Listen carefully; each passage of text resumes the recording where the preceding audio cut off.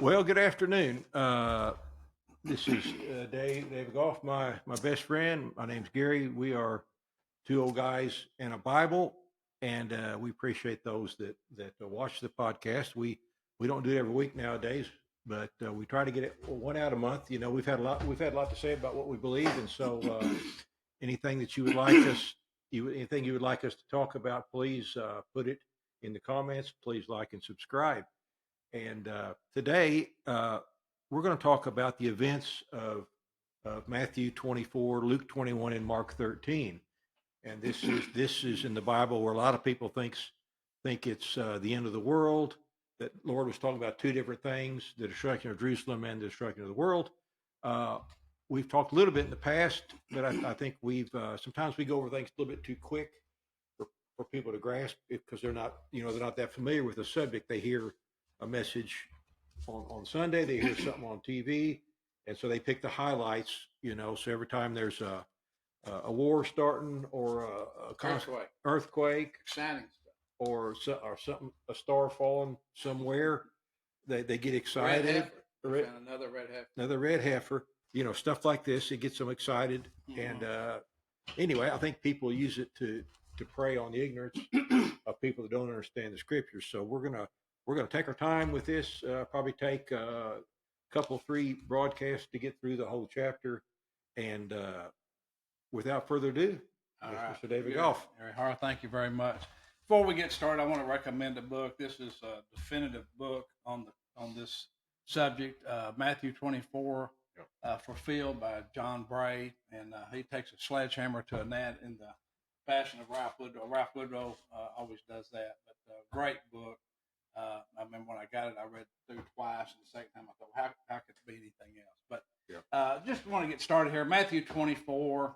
So often in prophecy, you hear preachers, they go to Matthew 24 for the end of the world, and I just start shaking my head. So we're going to get into this. And to me, excuse me, my humble opinion, Matthew 24 really starts in Matthew 23.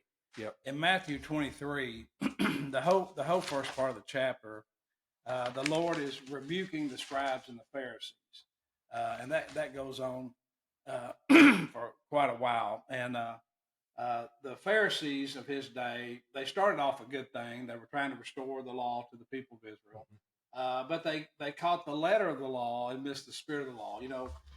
Not by might nor by power, but by my spirit, saith the Lord. And they that worship him must worship him in spirit and truth, spirit first. So, these were the ancient word people, the ones that deny, well, I've never spoken in tongues, so it must not be real. It's just emotionalism. And, and then we got the circus clowns on TV that, the televangelists that do make it look bad. Yeah, if it hadn't rained for a month, you don't think it's ever going to rain again.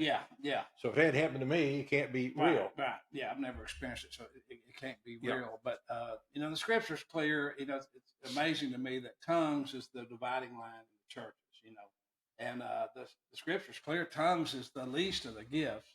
Yep. But my question is, if you don't have tongues going on in your church, what's going on? I mean, what do you have? Or more importantly, miracles and gifts of the Spirit, prophecies, things to benefit people. People getting laid hands on gifts them of healing. gifts of healing.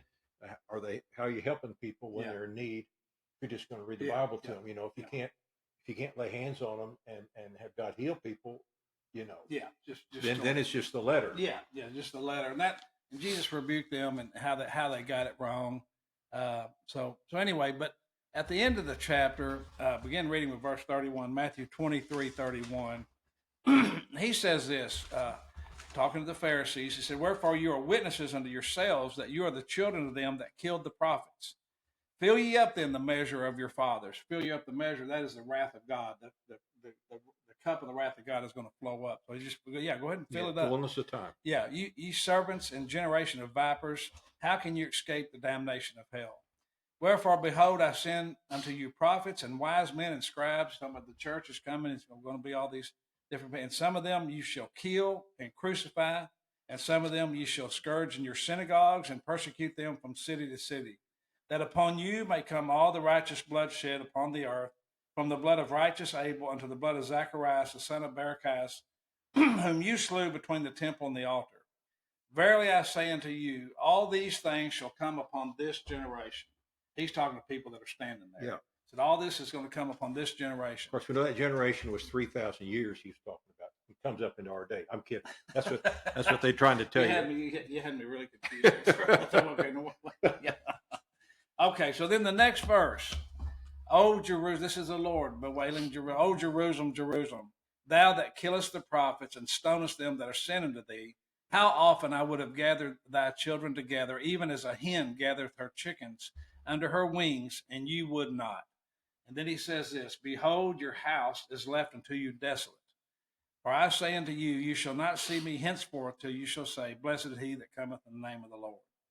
And then verse 24 starts, and Jesus went out and departed from the temple, and his disciples came to him for to show him the buildings of the temple, Jewish pride. And that it was Herod's, sure. Herod's Just temple. like we do, Yeah. Look at my new landscaping. Yeah, we You do. know. We do that, and I've seen pastors do it, with churches, Oh, they sure. build a family center, and Look what the Lord has done. yeah, but the Lord was real impressed. He said unto them, see not all these things? Verily I say unto you, there shall not be left here one stone upon another that shall not be thrown down. He's warning of a judgment that's coming, and after he laments Jerusalem, and this Matthew 24 is about the destruction of the temple. That's the primary focus. Yeah, the city and the temple. Yeah. So for the temple to be dismantled, brick. The Jews aren't going to give up this temple very easy. So the implication is not only the destruction of the temple, but the city of Jerusalem obviously would have to be destroyed, and the Jewish state. And so, this sure. temple, Dr. Clark was talking about some of these marble stones, white marble stones with red or green in them, 50 feet long, 24 feet broad, and 16 feet thick. That's got to be a magnificent building. Just these are the stones. We would have trouble destroying that today. Yeah. And here they come without any machine, and they just. And here's a little. I brought a little picture out of this book of what remains after this destruction. This is the Wailing Wall. This is the Western Wall. Look how big that is. Okay, and the stones on the bottom are the large ones. As it goes up, some of there been some reconstruction. Okay, and so it's just they're looking at this, and we'll explain later why is this. He said he's going to destroy it. Why is this wall remaining when he said he's going to destroy it? We'll talk about it a little bit. There's a reason. Yeah. Titus did that on purpose. Yeah, the three towers were left just to show the magnificence of the building. Yeah. But Dr. Clark says that these seem to be the last words that Jesus spoke as he left the temple. He's walking out of the temple, and he's looking back, and he walked out. He left the temple. This was the last time he was ever in the temple, into which he was never afterwards to enter. Yeah. And as he's going out of the temple, going away to the Mount of Olives, he renewed the discourse. So he's walking out of the temple and said, kind of looking back, there's not going to be one stone left upon another. And then what he does is he ascends to the Mount of Olives. Now, from the Mount of Olives, he had a viewpoint. You could see the temple and the whole city. So he's sitting up there, and they're looking at the temple. As he's speaking, they're looking at the temple, and the whole city was in clear view. So Matthew 24, Luke 21, Mark 13, three different views of the Olivet. It's called the Olivet Discourse of Christ, probably the greatest prophecy in all Scripture. And he gives, Billy Graham said there's 25 signs. I came up with 24. Apparently I put two together that he didn't put together, but he's going to give 25 signs in answer to their question. Okay. And he's not talking about, he's not talking about the second appearing of Christ or the second advent of Christ. He is talking about, it says the end of the world. It's the end of their world. Actually, the word there is the end of the age. So Jerusalem had been the center of worship for thousands of years. And that's what gets people confused because he says the end of the world. Okay, well, doesn't it make sense? When will be the sign of your coming? And when will these things be? Yeah. And then they think and what will be the sign of your coming in the world? They think it's another question. Well, that doesn't even make sense. He's talking about destroying his temple. Right. He's not going to talk about 3,000 years later. It doesn't make sense. But you see where they But if you read all of them, if you read all the accounts, Mark 13, Luke 21, then you get a picture of what he's really saying. Right. And we're going to talk at length in a later podcast, the coming of the Lord. This is not the appearing of the Lord, the second advent, but it's coming in judgment. It says he came in the clouds. That's a prophetic language that means judgment. It's not a weather forecast. He's coming in the cloud. It's not. Who cares if it's cloudy or clear when he comes? For the second advent. But to come in the clouds, it implicates judgment, a judgment, of Finale. power. Right?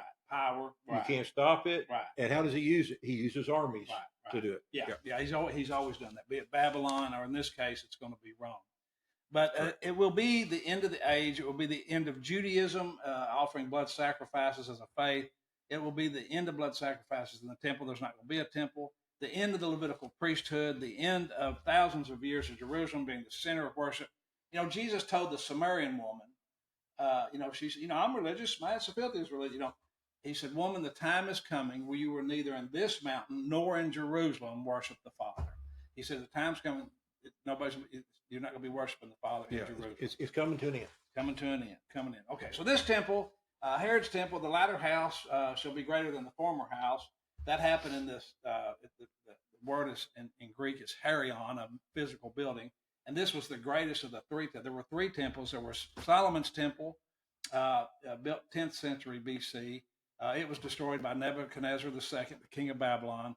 Then there was Zerubbabel's temple, and it came to an end, sometime later. And then this temple is Herod's temple, and it began being built in 19 BC. And I think 46 years in building. But this one was, I believe, it was about twice as big as Solomon's temple. But it was amazing. This is the best one of all. Yeah, magnificent. But those are the three physical temples that you have in Scripture. And then the fourth temple is none other than the body of Christ. You remember Jesus said, destroy this temple, and in 3 days I'll raise it back. And they misunderstood him. They're stuck on a Herion temple. The Jews today are, stuck on a building, and a lot of Christians get caught up in that. But his body was the temple, the perfect temple of the presence of God. And then now it's the church. We're a temple. Living stones. Naos. It is a spiritual kingdom. Naos. Yes. So the question is, tell us, when shall these things be? And he's talking about what he just said. Yeah, what he just said. The destruction of the temple, the city obviously is going to be the Jewish state. And what shall be the sign of thy coming? Not his appearing, but his coming in judgment, and of the end of the age. Or the end here, I think. Tell us more about it. Yeah, tell us. I mean, they're obviously aghast. Yeah. If you look at this magnitude of this thing. Yeah. Like this generation shall not pass before it's gone. Right. And they're looking at this giant, beautiful temple and think, who's going to be able to... And that'd be like saying Washington, D.C. will be gone tomorrow. Or the Twin Towers are coming down. Yeah. What? The World Trade Center, how's that going to happen? Yeah. It's just an amazing event. That was their world. Yeah. Anyway, so Jesus answered and said unto them, take heed that no man deceive you, for many shall come in my name, saying, I am Christ, and shall deceive many. Now let's talk about this. I've got a list here. It's 24 things that Jesus gives about what's going to happen. Here's what's coming. Here's what y'all got to look forward to. And you've got to understand that they have rejected the Christ. He went into his own received him not. And this is a big deal.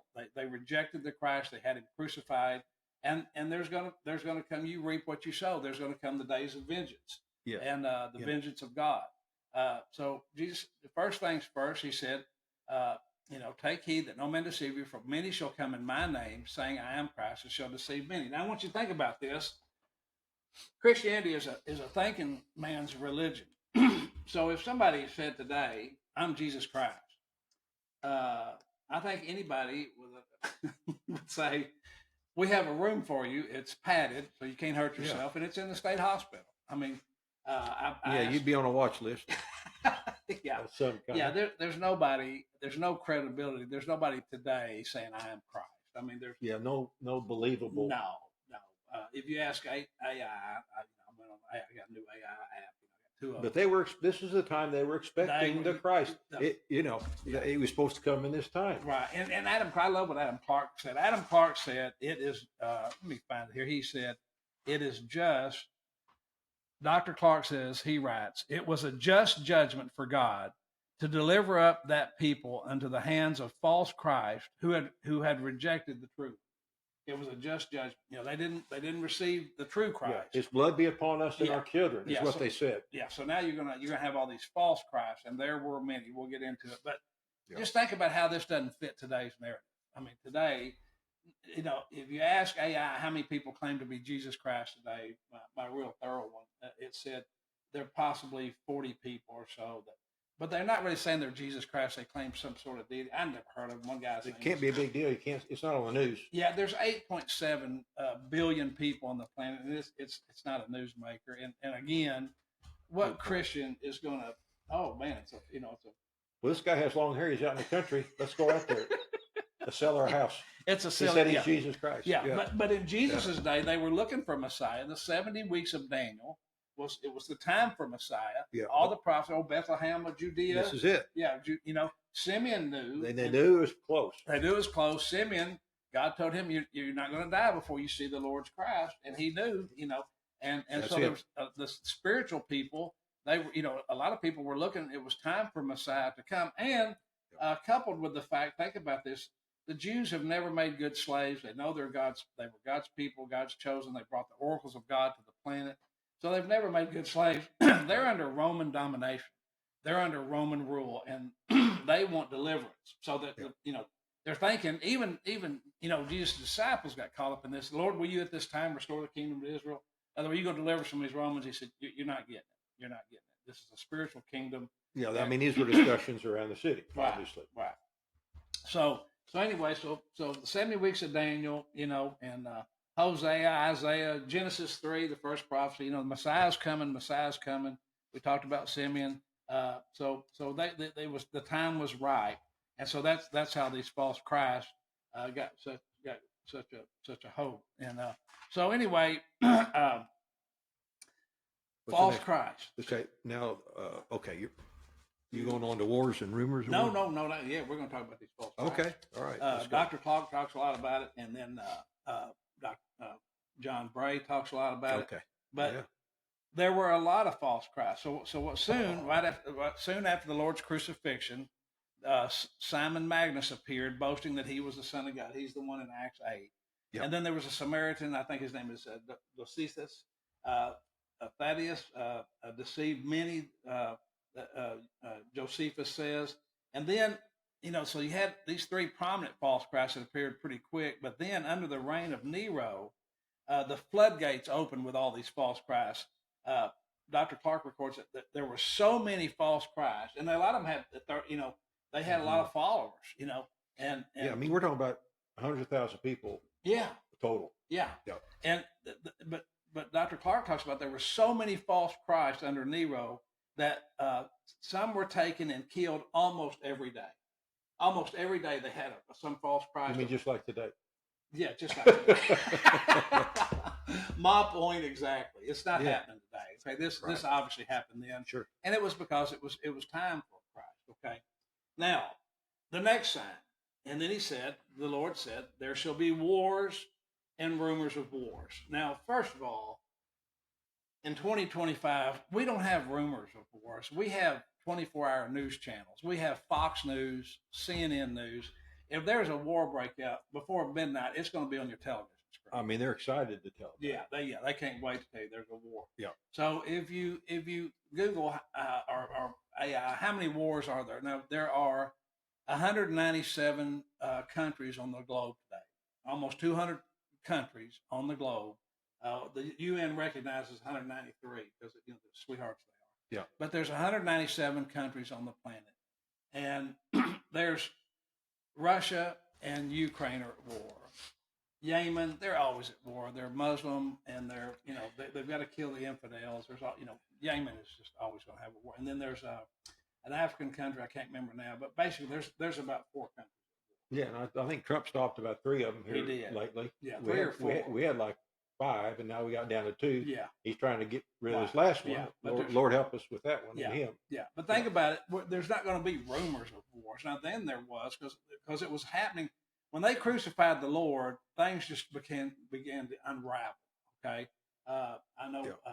I found it, then I lost it. I tried to find it again, but Rome ruled the world, and they had these emperors. Well, four of them immediately after Christ was crucified were slain and dragged through this. You know how they do? They drag them, Yeah, drag make their a dead big body. So it made open them- show. Yeah, and then wars broke out in Europe. There were all kinds of wars in Europe, Northern Africa, but mainly around Israel and the Jews and the Syrians, and it was just one slaughter. Yeah, thousands killed. Yeah, yeah, and but it just Really, the Jews were at war with almost all their neighbors. right, and it went Yeah. from Rome controlling everything. You know, at the height of the Roman Empire, countries wanted to be conquered by Rome because they would come in and build roads. You know, they would Yeah, modernize yeah. the, you know, Conquer us, yeah. yeah. But Yeah. you should hear of wars and rumors of war. But then he said, "See that you be not troubled, for all these things must come to pass, but the end is not yet." This is the beginning of sorrows. The rumblings, The yeah. rumblings, yeah. So, but the main thing, everything's coming unraveled. So that can't apply to today. No, That's what David's saying. No, It's not even close. Yeah. And that's the point of this, is that a lot of these things, as David's going to go through this, it's totally impossible for Yeah. it to be talking about today because of the detail of the description. yeah, and we've got, there's evil dictators in the world, and Always will be. always will be, and oppressive rulers, and it's just like Russia. Trump's threatening Russia with really harsh sanctions, and now he's got Europe buying. Somebody said Russia's a gas station. They're sneaking around buying it. Yeah, Russia's a gas station with nuclear weapons. Well, so these sanctions are really cripple Russia at the time. They don't need this. This Ukrainian war was supposed to be a weekend excursion, and it's in years now. That would have been without our help, probably. Right. But Yeah. it's really exposed them as not the big bad bear that they were. And how one little point here, how we know all this that happened is because of a man named Josephus. Yes. Okay, Titus Vespasian started this. He was the chief general of the Roman armies, and his orders were to go in and destroy Jerusalem. Okay, and so he started it, and then the emperor died, and so Vespasian was called back to take his Right. position. He sent his son named Titus. Who was a prince? Yeah, Literally, like it talks about in Daniel. Daniel, The prince shall come. Right. Okay, And the we'll prince- talk about that a little Yeah, bit. yeah. But that's why he came in to do this, and so he took Josephus, who was a brilliant scribe. Okay, and he detailed the good, the bad, and the ugly, and Kind of hard to read, Josephus. Yeah. But he's, I think he was a smart guy. Yeah, it obviously. appears to be. Yeah, I had a public education. Yeah. But, So my point about Russia, what I want to say is one of the head oligarchs or whatever they're called over there in Russia, he said, "We've got nuclear weapons." Trump sends 2 nuclear submarines over there. You can't track them. You can't find them. They can 2 nuclear submarines would take Russia off the map. Point is, never going to be used. I mean, no matter how evil people are, they're not stupid. I mean, we've got weapons. Man, technology has come to a place. We've got weapons we cannot use. So that squelches a lot of this nonsense. But in Jesus' day, and Josephus records all about this.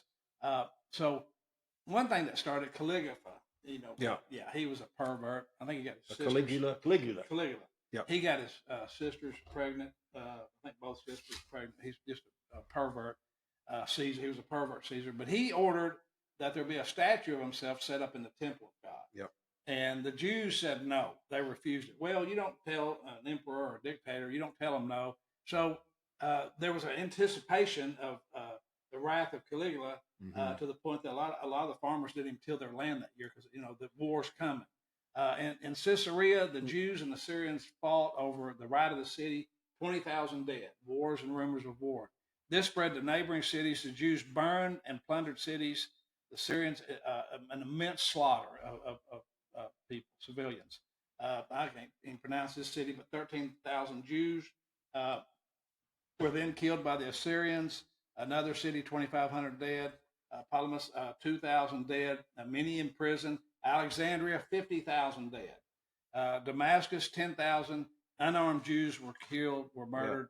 And so nation shall rise against nation, a kingdom against kingdom. So they're seeing they're going from Rome kind of did like the United States kind of kept everybody at bay. And then once Rome started falling, because emperors are dying, Europe breaks out in war, it just all chaos breaks. Yeah, and it's no surprise that for the unrest among the Jews, because I mean they rejected Christ, okay, and so The Prince of Peace. right, and so you don't have the peace anymore, you don't have the hope anymore, Right. so they're restless, Right. they're fighting their neighbors, Yeah. they're doing this, they're Right. doing this, you know, Yeah. So no surprise. Yeah, no surprise. Okay. So then the next sign is famines. Okay, so there's going to be false Christ. We know today that's nonsensical. Not going to happen today. There's not going to be any rumors of wars today. Famines. There will be famines, pluralistic famines. And in the book of Acts records a lot of these. There were great famine. Yep. And it's recorded. That's true. We got the book of Acts. Yeah. Just shows a lot of this stuff. Yeah. And they talk about the famines. And it was again, the earth is convulsing because Christ has been rejected. He's been crucified, and the wrath of God is coming, and it's going to be a big deal. If you ask AI, how many famines are there on the planet today? You know how many? 10. 1. So there's not even famines. There's It's a one. famine. It's a famine. Yeah, there's a famine in I believe it's North Africa, but there's one, and it's it's like Tuesday to them. I mean, it's a desert. They always have famine. Of course, the people that want them to rebuild the temple, Right. they'll create a famine Yeah. to try to bring it on. There's no famine. Yeah, there's no famines. Yeah. There's no famines today. Okay, so again, and Already then- happened. Yeah, already happened. And then the fourth sign is pestilence. Now these are the offshoot. You remember the 4 horsemen in Revelation. There's the first one. He goes forth conquering. To conquer, so you got war, and then after war, you always have famine. The fear about the Ukrainian war is Ukraine is the breadbasket of Europe. They produce a lot of grain. They donate a lot to Africa. That's awesome. And the fear was when Russia invaded, there's not going to be any crop. There's not, the bread factory They'll shut stop down. it, yeah. And I haven't heard much about it, but I knew that was the initial that when it looked like it was going to drag on like it is now. The fear was famine. And now they're having a drought in Ukraine, I understand. And so their production levels are lower they're busy significantly than normal. fighting for their life. Yeah. But anyway, pestilence. If you ask AI about pestilence today, there aren't any. There is a mild COVID strain in Africa that's trying to resurge, but there's not pestilences. It's not fitting the modern day narrative. I mean, just Right. And as we go through it, you'll see it over and over Right. again here that Right. it can't fit today. It doesn't Right. make any sense Right. unless you just ignore what he says. Right. And then earthquakes we'll get into next week. I think this is probably enough for today. But I remember I read Hal Lindsey's book, The Late Great Planet Earth, back in the 70s. I don't know, it was longer than I want to admit to, and he talked about where the earthquake that we have so many earthquakes. It's well, it's just a lie. If you talk to seismologists, there's no more earthquakes. It's today. about the same all the time. Yeah, it's about the same. But actually, this word earthquake, many Bible scholars believe it was the upheaval that he was talking about. Obviously, the wars, the rumors of wars. Everything we just The talked actual about. word means a shaking. Of course, that can be shaking of the ground. It can be a shaking of societies. Yeah, well, it Yeah. goes back to that which can be shaken will be shaken. That which can't be shaken shall remain. God was Right. And sometimes they go together. right. But God Was it Paul and Silas in the prison when everything was shaking? Yeah. Okay, so it was Sure. shaken Open spiritually doors, and yeah. it was shaken Yeah. spiritually. Yeah. So sometimes they go hand in hand. But we're going to get into we're going to leave off here with earthquakes. Then there's going to come persecution. We'll get into that. Of course, that's an ongoing thing. But there was, and then many offended and betrayed. But number 11 is interesting because number 11, when we get down to there, it is the abomination of desolation. So Spoken by Daniel. yeah, spoken of by Daniel. Daniel spoke a lot about it, and we're going to get into that. But Cool. that earmarks. See, all this other stuff happens first, and then the abomination of desolation, or that which maketh desolate. Remember, Jesus just said, "Your house is left to you desolate." And when they dismantled that temple, there's not going to be another temple built. There's not going to be a red heifer. God's not going back. It's an insult to the blood of Christ for people to teach and preach that anybody's going back to blood sacrifice. It's over. That was a type and shadow, for the blood of bulls and goats could never remit sin. It rolled sin ahead till Christ should come. He's Exactly. come and offered his perfect blood to redeem us And they destroyed the temple. yeah, the Okay. temple's gone. Because why? Because they were messing with they were squelching Christianity. Right. So the New Testament, the New Covenant, Right. couldn't prosper until this one was laid Exactly. waste. This had to happen for Christ to establish His new covenant. Yeah, absolutely. And that's why we're building a new one, because we want to improve. I'm kidding. We got to do something with that red heifer. They've had a perfect red heifer. Yeah, all these kind of Yeah, things, you know. yeah. But Thanks for listening. thanks for joining. Thanks for joining. We look forward to seeing you in the next broadcast. And that's it for today. That's it for today. Okay, thanks. Well, how was that?